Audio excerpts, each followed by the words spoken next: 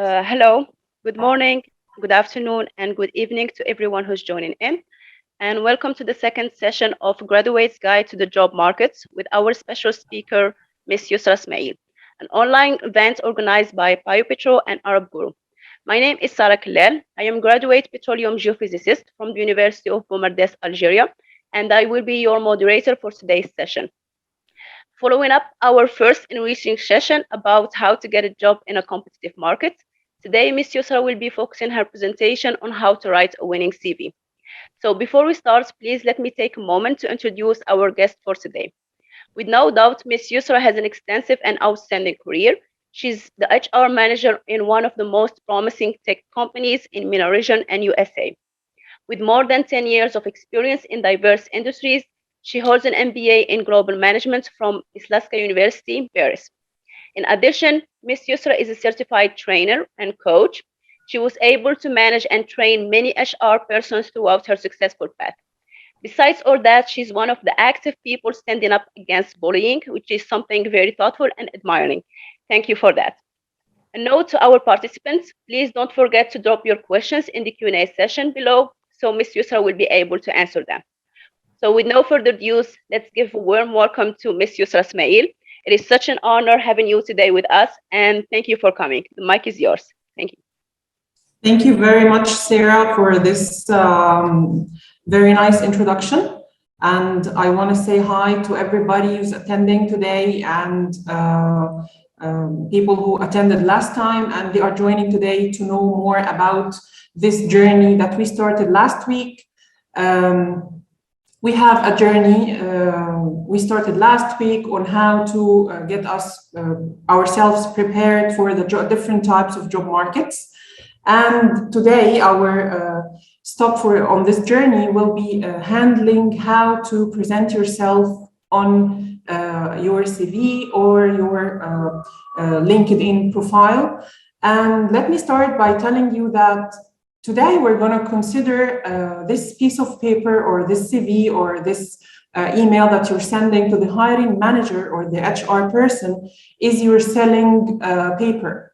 You want to present yourself as much as you can, reflecting your benefits or your features on a piece of paper, which is very challenging to do. This is why you have to exactly know how the HR person is thinking, what's on their mind when they are checking out the CV. And again, I prefer to call it a competition because let me give you an example. For example, I was hiring a position of, let's say, maybe a customer service agent. I posted a job ad on one of the platforms on Thursday, and then I went for my weekend and I came back on Sunday to check my email. Guess how many CVs I have received? Give your wildest guess. 900 CVs. Can you imagine? So bearing this in mind, and you are the applicant, you can imagine how many seconds or minutes I'm gonna give to each CV to filter it or to check it or to screen it. Knowing this, you have to grab my attention or the HR person attention in few seconds to exactly know that this is the person I'm going to qualify to the next step, which is the face-to-face interview. Today's journey, we will be talking about two types of filtration, the human one and the robot one. And by robot, I mean there is some of the application that HR sometimes use. It's called the application tracking system. So when you apply, it doesn't go through to an inbox of a human or an HR person. It goes directly to a system that's filtering the 900 CVs. So it saves time for the HR. So we're going to handle both channels or both sides.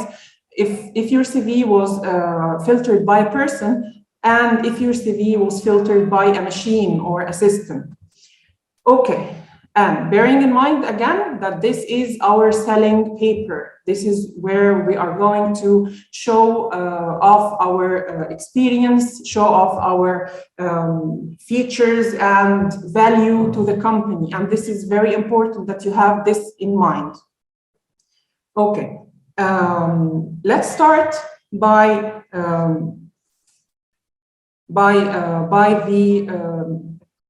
what does the CV consist of?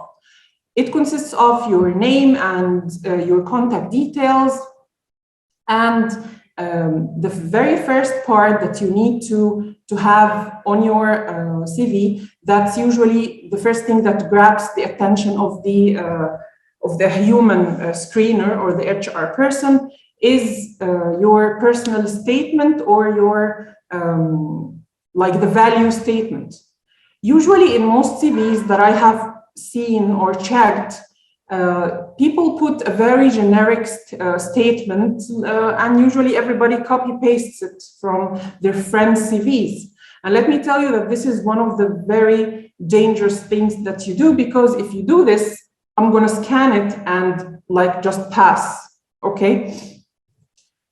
You are trying to help me to check out your CV in a couple of seconds and decide that this is a winning CV, that I want to meet this person.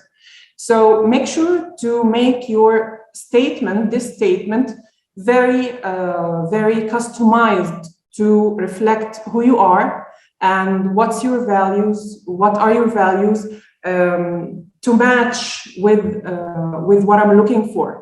For example, if I'm looking for a customer service person, usually most people will be writing, I'm a very talented employee that's looking for a job to utilize my skills, right? Everybody, usually this is the most generic statement that everybody's writing.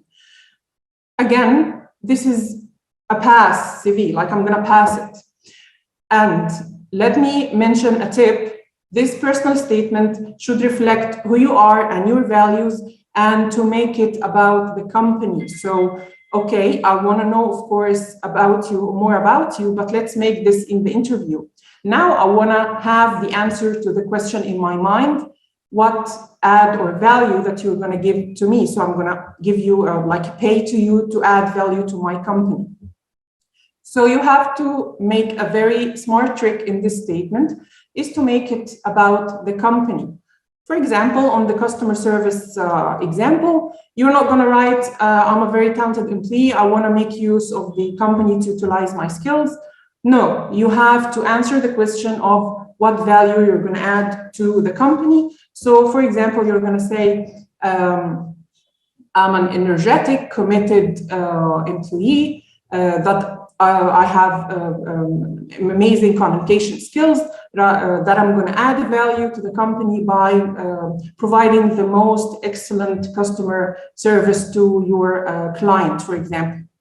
So this grabbed my attention. Now I want to see more who's the very confident person who's sure that they are going to provide me the A service for my company. And writing this, I never recommend anybody to lie about anything related to their CVs, because if you lied on this piece of paper and I've met you in an interview, I'm going to discover it's all a lie. Okay, so I always encourage everybody to be very truthful about whatever they are writing on their CV. So let me take you a step back before writing your statement, because formulating a very personal statement that's reflecting your benefits and features and values and still matching it to the company needs more work than it seems. So let me take you a step back. And I wanna you guys to share with me on the chat here what are the colleges that you are in, or what jobs that you are seeking to find. Okay, so I can give more relevant examples to you. So let's get back to a step before writing your CV. Now let's still keep this customer service example. And let's say that you are a graduate from maybe Faculty of Commerce, and you want to start your career in customer service. You like helping people, and you want to start a career in customer service. So I want you to make the search about all the responsibilities needed in this job, all the requirements, the skills, all the everything related to this job. For example, a customer service person may be needed to be proficient in one language, maybe English or Arabic or French or German. So, are you proficient at this job, at this language? Do you speak this language fluently? Can you write using this language? So, you're going to have all the requirements, maybe English language, maybe writing skills, maybe communication, maybe presentation skills. This is the soft skills. And the hard skills related to the knowledge, related to the job. Does this job need any hard knowledge, hard skills? For example, in the HR, yes, I have to be aware of maybe the payroll cycle, the recruitment process, the interviewing, to know the interviewing process, different or a pile of knowledge that I have to be aware of and to be proficient at. And I have to compare. Okay, thank you, Sarah, for helping. You have to start studying exactly the job that you are looking for and list down the hard skills, the soft skills, everything related to this job, and start comparing, do I have what's needed for this job to apply and win at this job competition, as I like to say about it. In case you are matching with everything related to this job, it's going to be easy. I'll take you to the next step. But let me stand for a minute here with whoever is going to make this comparison and discovers they are not matching with the needed hard or soft skills. You have to do your job then. You have to study. You have to increase your knowledge. You have to do your best to close the gap between where you want to go and where you are at now.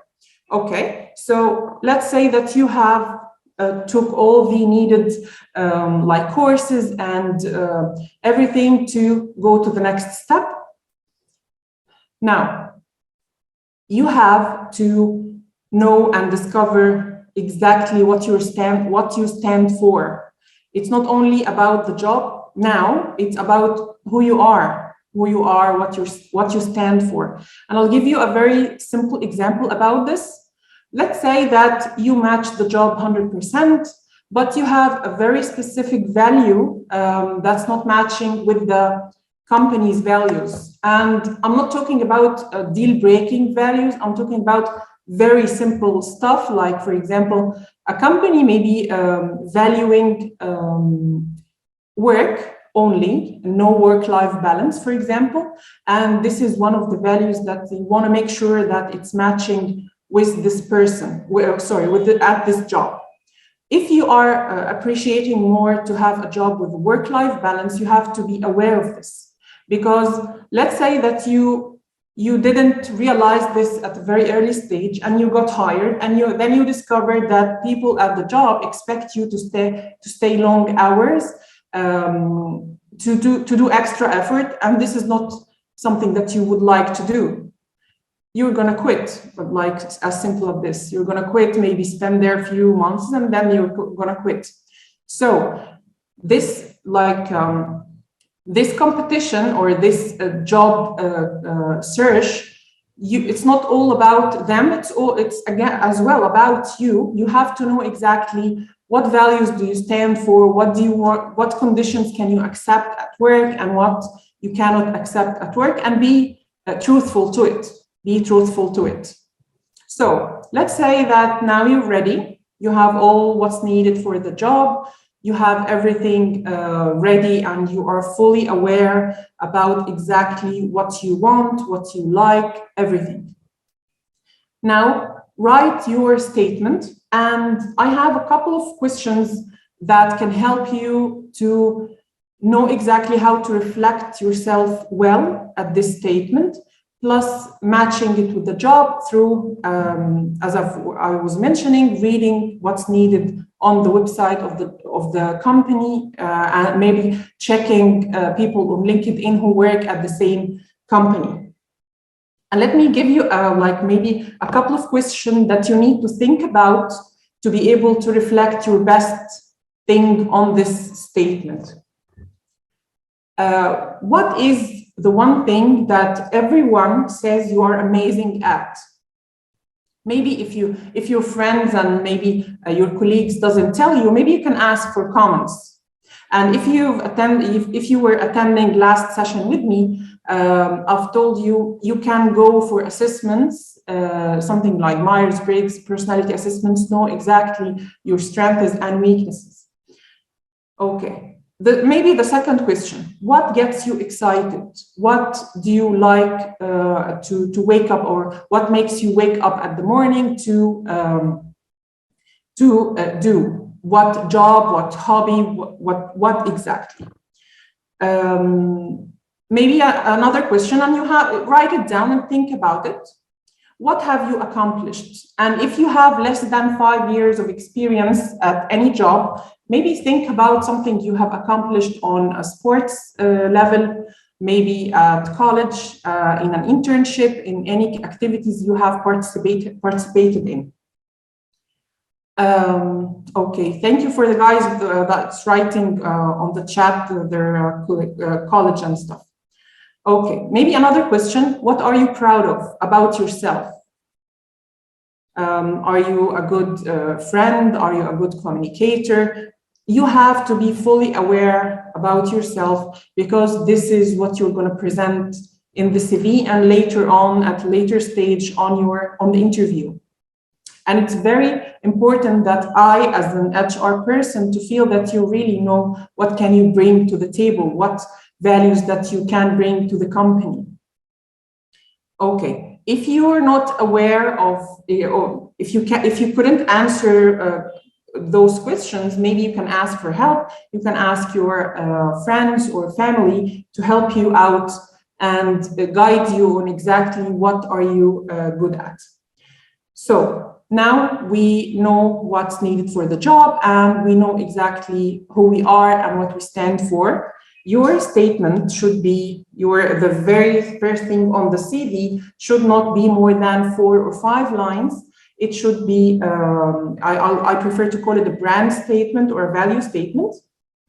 And you have to mention something about you that's going to bring, it's related to the job, and to mention why it's very important for the job, as I've mentioned like a couple of minutes ago, to say that I'm like a talent, I'm a very good communicator, an excellent communicator, that I'm going to bring an excellent service to your clients. And you have to make sure that every statement that you're writing is matching with the job.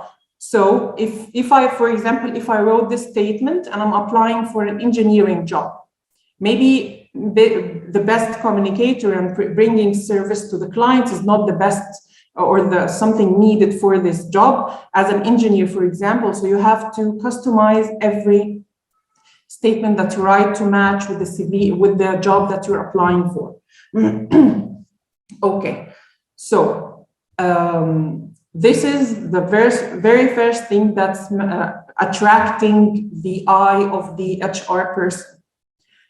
The trick that I'm going to tell you now, it's very uncommon, but it really works well with everybody who used it. To have a testimonial from someone that you have worked for or with, and they can write something very good about you, to put it right after or below the statement. And why is that?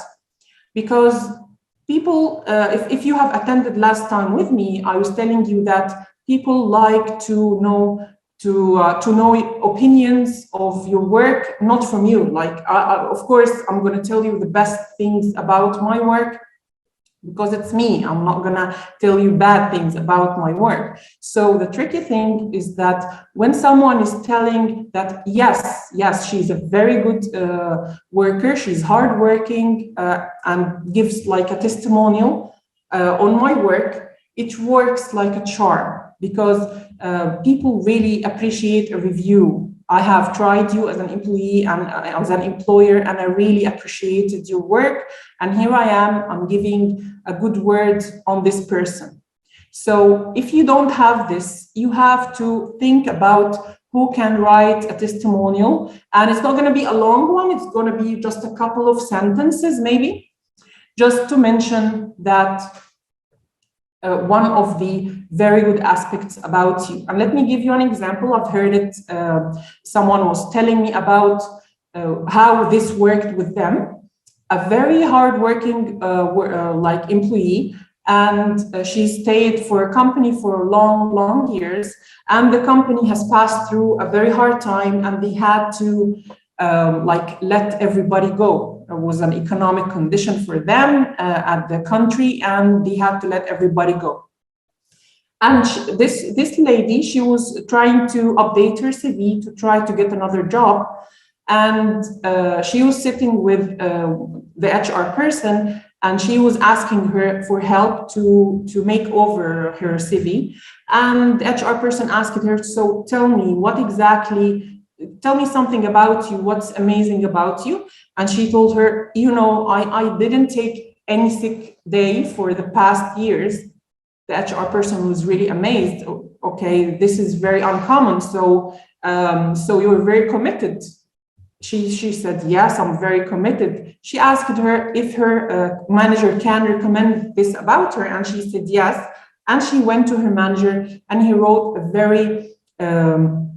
very nice testimonial about her, that how she's very committed, how she always takes responsibility, stuff like this. And she put it on the top of the CV right after the value statement. And she got 4 interviews just because other employers believe that if her manager was ready to give such a testimonial about her, then she must be really amazing and she have high commitment.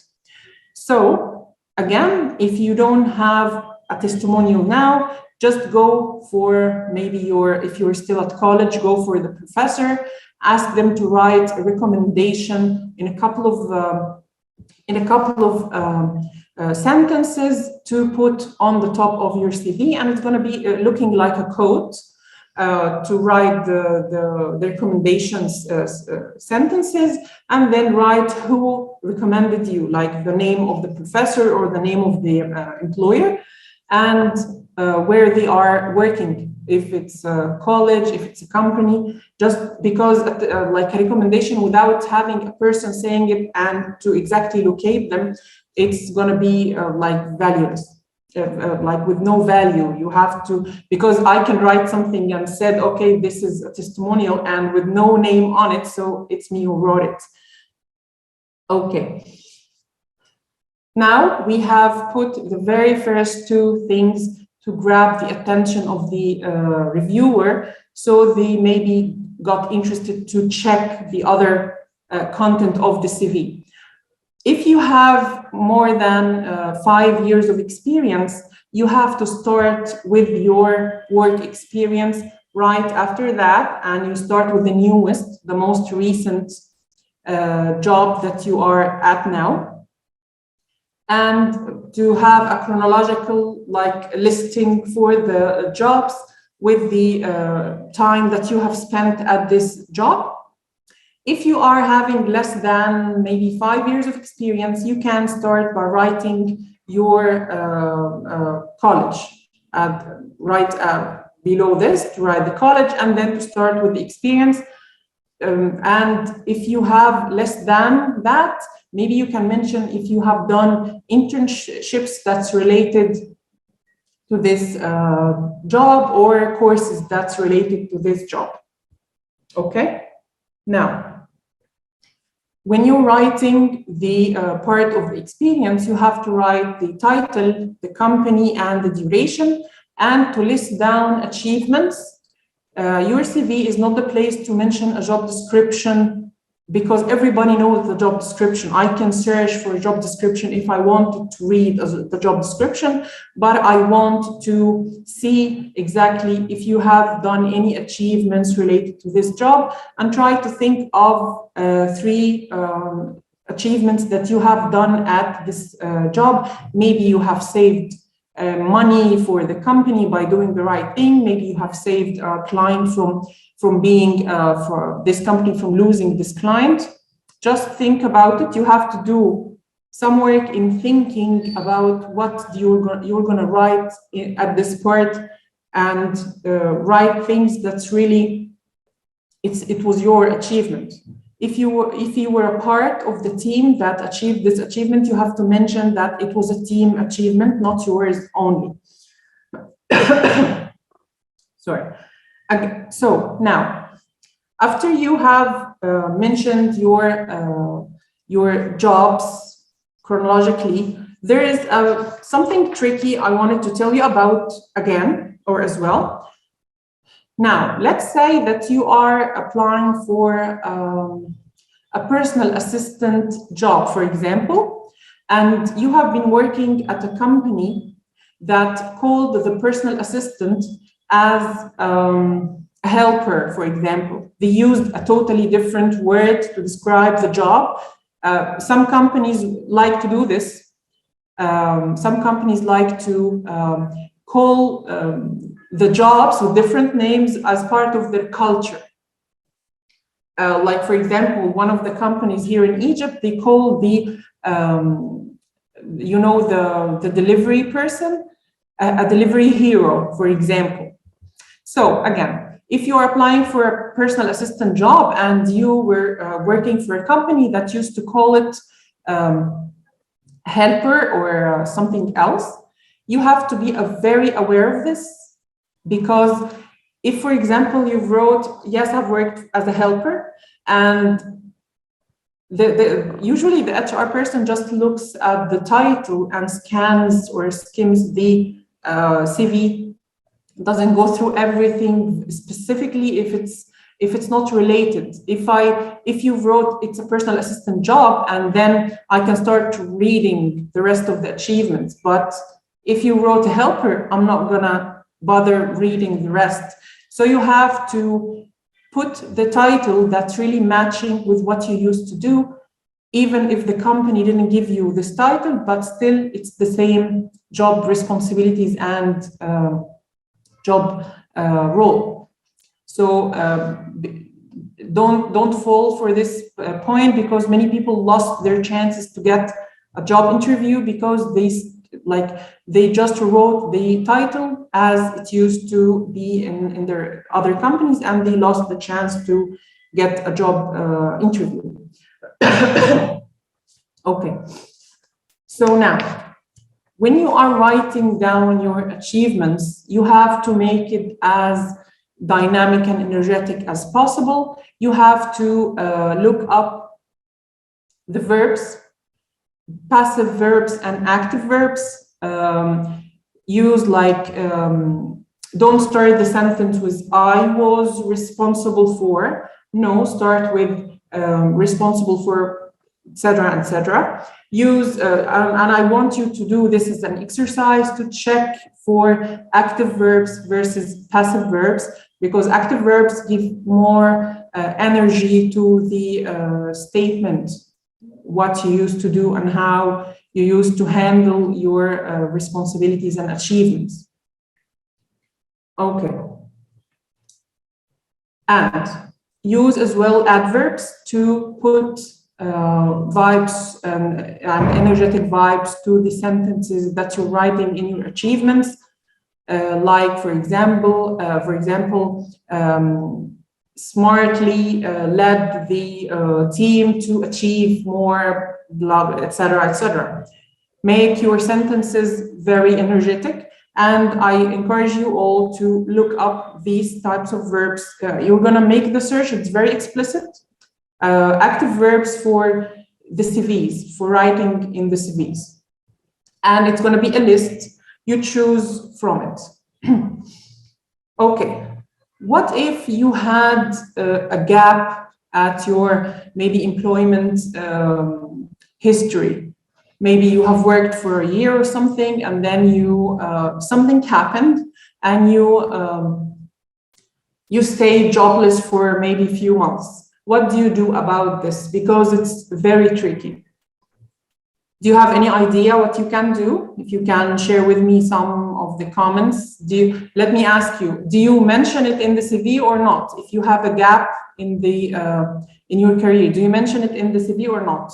I just want to make sure everybody's engaged with the conversation here. So write me in the chat. Are you going to write about this gap in your employment history or not?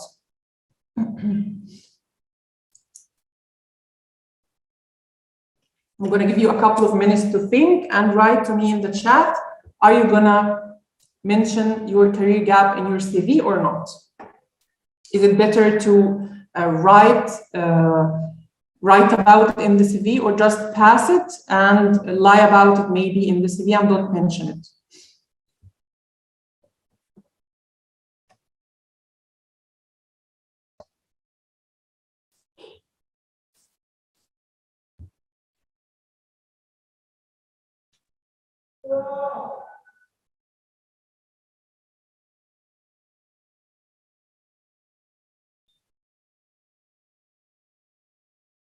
Okay. Yes, Sarah is telling us, yes, but we should mention that we did something during that time, like training, volunteer, anything that could help. Another friend here is telling, I don't think so, except the gap was used for volunteering. Another friend here, Rada, is saying, I think we should mention it. And Sanjot is saying, one should mention it if they had active work experience before that. Thank you for everybody who participated.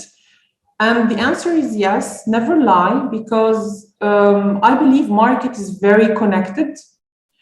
Maybe you can present it in a written way in your CV, and then to have a ready answer to discuss this further at your interview.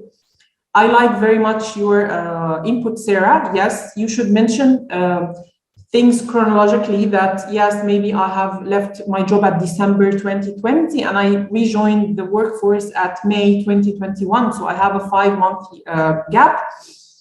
You have to put it on your CV, but you have to back it up with other stuff that you have done during this gap, this time gap. And you have the trick here is this.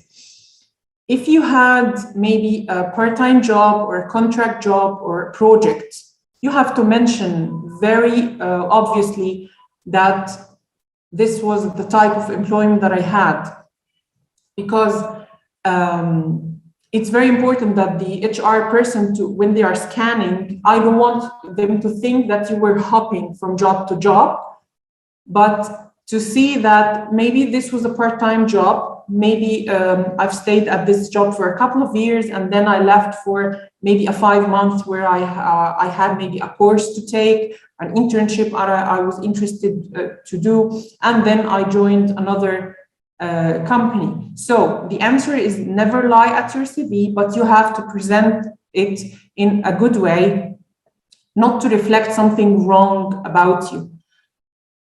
So, and we're going to talk about this next time, is how to answer such question in the interview. If you were laid off, if something happened at the company and you had to go, you have to think about how you're going to answer such a tricky question. And as well, you have to be very aware if you were laid off maybe for having poor performance. So you have to be very aware that you were laid off for a reason and to work on this. So if you were asked at the interview, you're going to be able to answer it and show how much you were aware and how much work you have done and effort you have done on this point to avoid happening again. And by the way, people in the HR, they are really flexible. They are really flexible, and they are just, they want to know exactly, maybe someone was laid off for a reason, and actually this reason is going to be the reason they're going to be hired at somewhere else. Maybe they stood up for something there and management wasn't fair, so he was laid off for this reason. So I'm telling you, HR are not very judgmental. They just want to hear and listen exactly the truth answer on why maybe you left this job, and they then start to think and assess you as a person to see if you're having awareness, if you are a bad performer. You know, it's based on your answer, and we're going to discuss this next time, inshallah. Okay, so let's go through the rest of the CV, because I want to tell you some tips about how to write an ATS-friendly CV. The ATS is the system I was telling you about at the beginning of the session. This is the system that filters the CV for the HR person. So let me take you through quickly a couple of things on the CV. Then we'll go to the ATS-friendly CVs. Okay.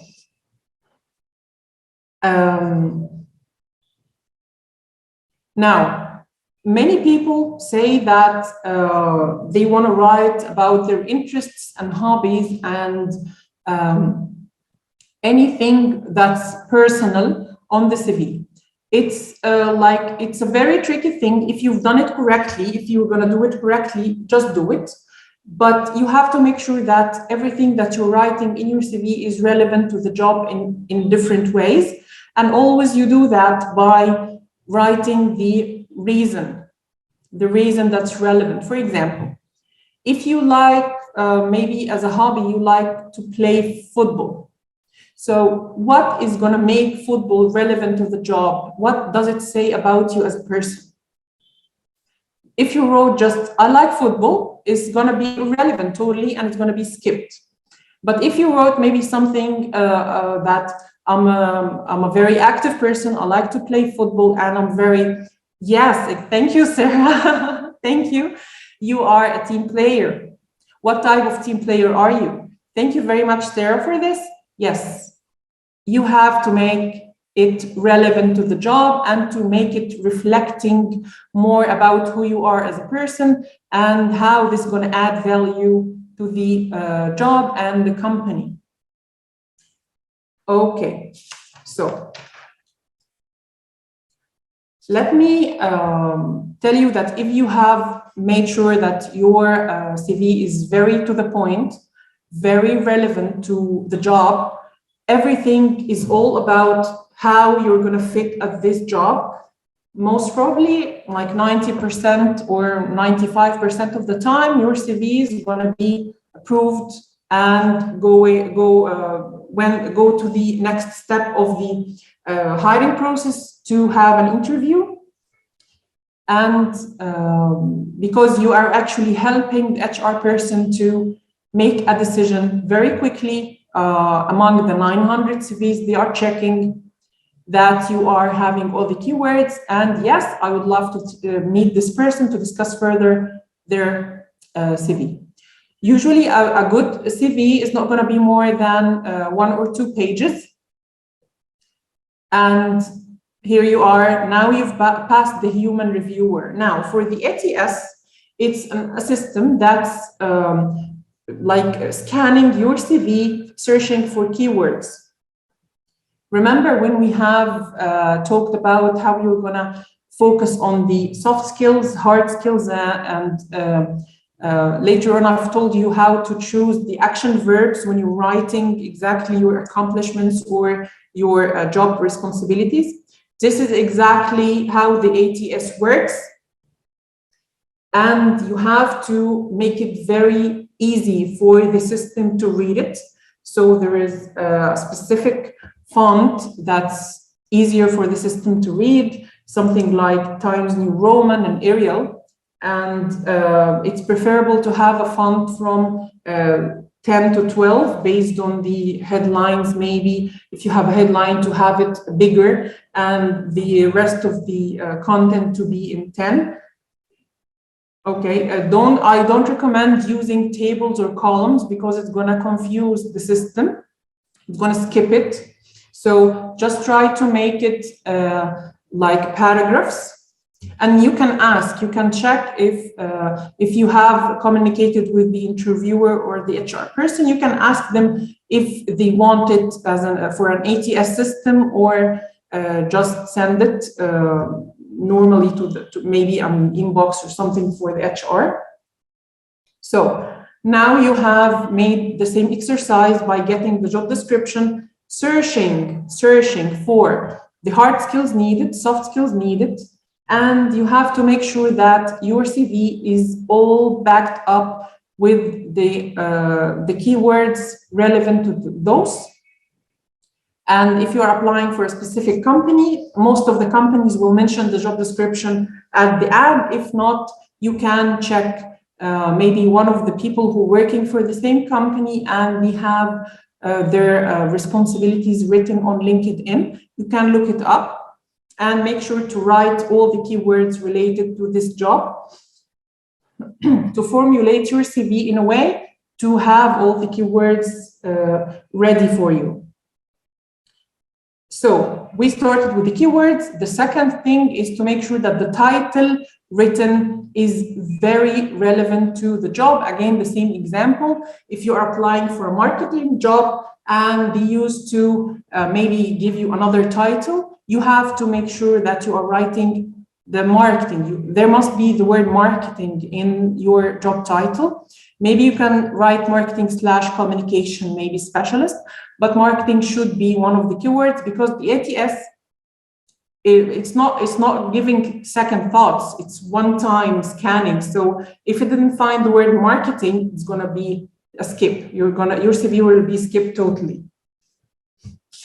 And you have to mention your degrees because again, the system is totally fed with keywords, titles, and maybe degrees, requirements, maybe a specific certificate or a specific level, level of degree, an MBA, for example. And again, we are talking about the truth. If you have the MBA and you're applying for a job that needs an MBA, write it down. If not, you have to work on getting your certificates, but never, ever lie at your CV.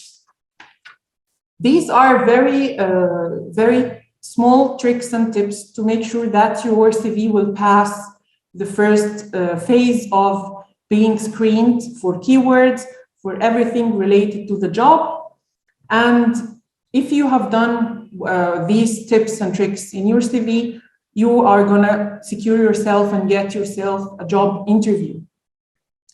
Now I have finished my tips and tricks. If you have any questions for me that I have maybe didn't mention or something you have in mind, I'll be ready to get some questions in the chat or in the Q&A section. So I'm ready for you guys now if you have anything on mind. Thank you so much, Ms. Yusra, for the interesting talk. Seriously, it was one of the most valuable, non-slide sessions that I have ever attended. Thank you for that. It was really interesting. Now, I guess we have some questions in the Q&A session or maybe in the chat because I spot some. There is someone asking, what about graduate students? Does the gap start the day they graduate? What about graduate students? Does the gap start the day they graduate? No. Everybody understands that once you graduate, you will have maybe a couple of months or 3 months that you're getting ready and you're doing interviews, and nobody secures a job from the first interview. You're going to take some time. So no, this is not considered a gap. The gap means that you were working at a job and you leave it for a long period, more than 2 months. Okay, thank you so much for that. Waiting for the others to ask some questions. I personally have some.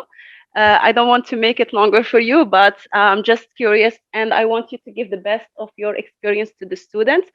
So what is the best advice you give it for fresh graduates? Do they have to develop themselves during that gap period from graduation, or do you think they could search for non-related jobs to fill that gap? This is a very good question. And thank you for bringing it up, because maybe I missed telling about what if you have different jobs, each job is relevant to different industry, and you're seeking maybe a job at marketing and you have different job titles. From my business experience, it's better to work at any job if you can't find a job. Let's say that we have maybe a crisis and you can't get a job at your field. Just go about any other job, because any job you're going to gain experience. You're going to gain experience and you're going to practice your soft skills. So, for example, maybe I want to work in marketing, but I couldn't find a job at marketing for the meanwhile. So I went for a sales job. All the jobs need soft skills. So as a salesperson, if I have been doing my best, I'll be gaining selling skills, which is very important for everybody, presentation skills, communication skills. So this is how you're going to present it in the interview, and we're going to discuss this further on how can you present all the weakness points maybe to be your strength points.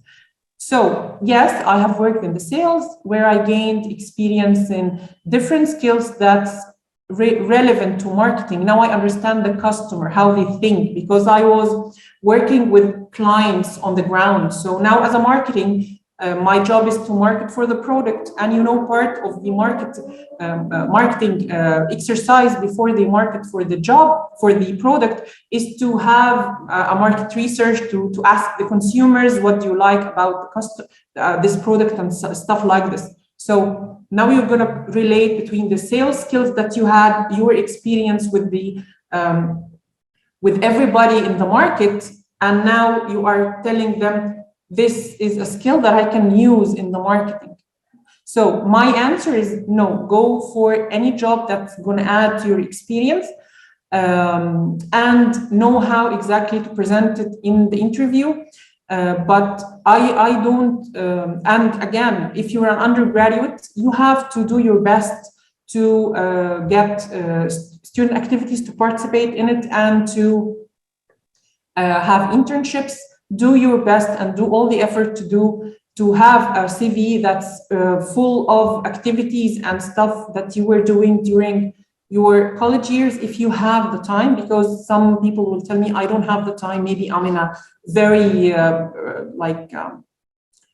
very technical college and I don't have the time for this. Do whatever you can with the time you have, and always be very flexible in accepting jobs and gaining experience from any job that's offered to you.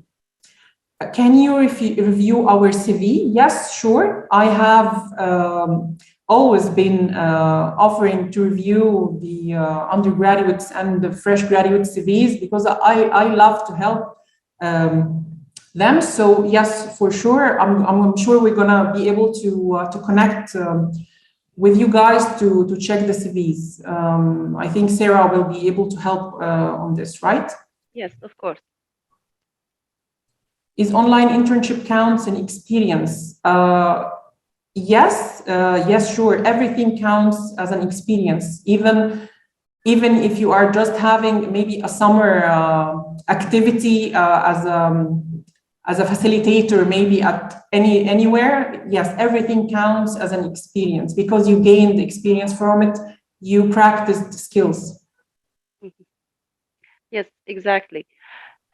So back to testimonial parts, okay? I have a question regarding this. So basically, if someone who already have a recommendation for us or made a recommendation for us, can we take some lines of that recommendation and add it as testimonial for our CV? Yes, if I heard your question right, yes, this is exactly what I was telling at the beginning of the session.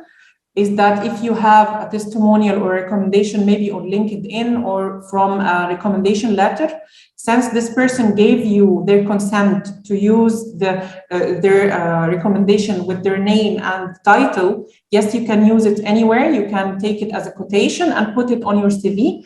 And this is amazing. It really works like wonders, because I'll tell you a secret. Usually employers ask about the employee there is a phase called the reference check when you pass through all the assessments and interviews, and usually they ask you at the end of the phase to give reference. Okay, tell me a name and give me a number for a person I can ask about them about you, or they do just this without asking you for a reference. They just check with the company you used to work for. So imagine if I have this in mind, I'm going to do it later, and you're just presenting to me, okay, check here are some of the recommendations people are telling about me because I'm a very good employee. You can imagine how you're gonna, you just took something I'm gonna do later and you present it to me now. So yes, of course you can do this. And I encourage everybody to do this actually. Thank you so much for that. Let's see if the audience have more questions, or maybe we can close this session. Yes. So if anyone has some questions, please type them in the Q&A session or in the chat so we can read them. Yes, we can give them maybe a couple of minutes and then we can close this session. For the practical virtual internship, like the one delivered by Petro, what kind of action verbs or words can we use to efficiently highlight what we have learned? Again, I'm not sure exactly what's the content of the internship, but if Ali, if you have made a very simple search on Google and you wrote active verbs for writing or formulating the CV, you're going to find a huge list of verbs that you can use in expressing the experience you had on this practical virtual internship. Just do the search, active verbs for CVs. Thank you so much for the satisfying answers that you delivered and the valuable tips for our attendees. So I guess will be okay. We have another question. Will you share with us an email to send it for review session? Yes, let me arrange with the Professor Ahmed and Sarah if they are going to send you an email or how we're going to do this. But I'm really excited to see your CVs, guys, and give you feedback on it through the email. There is a question on the Q&A. For people who did not have the chance to do a lot of internships, does that count as a disadvantage? Well, it's not going to be taken as a disadvantage, but it's always an advantage to have more activities done. Okay.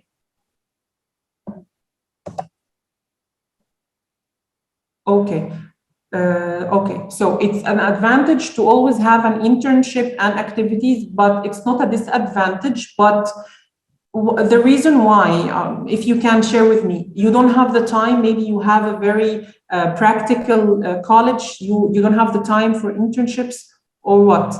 If you have a very good reason to just focus on your studies, then it's not a disadvantage. You have been very committed to your studies.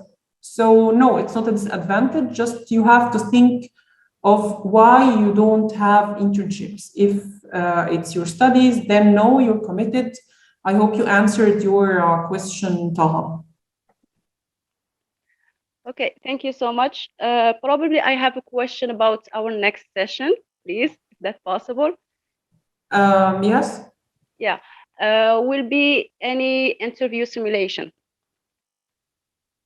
You mean to do an interview live? Yeah, exactly. Yes, we can do that, of course. If we have if people are ready, or if you want to do this like a role play, me and you, of course, we can do this.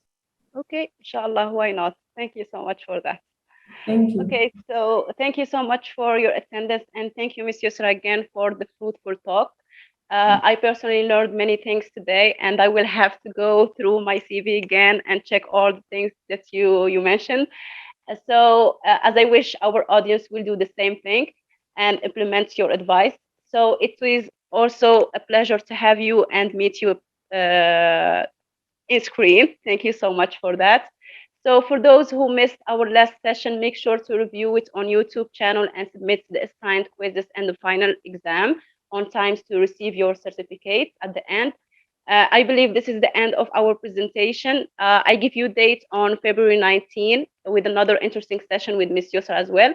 Please stay faithful and follow us on YouTube channel and Facebook group for more updates and events. Thank you so much, everyone. Have a nice day and goodbye, everyone. Stay safe. Thank you.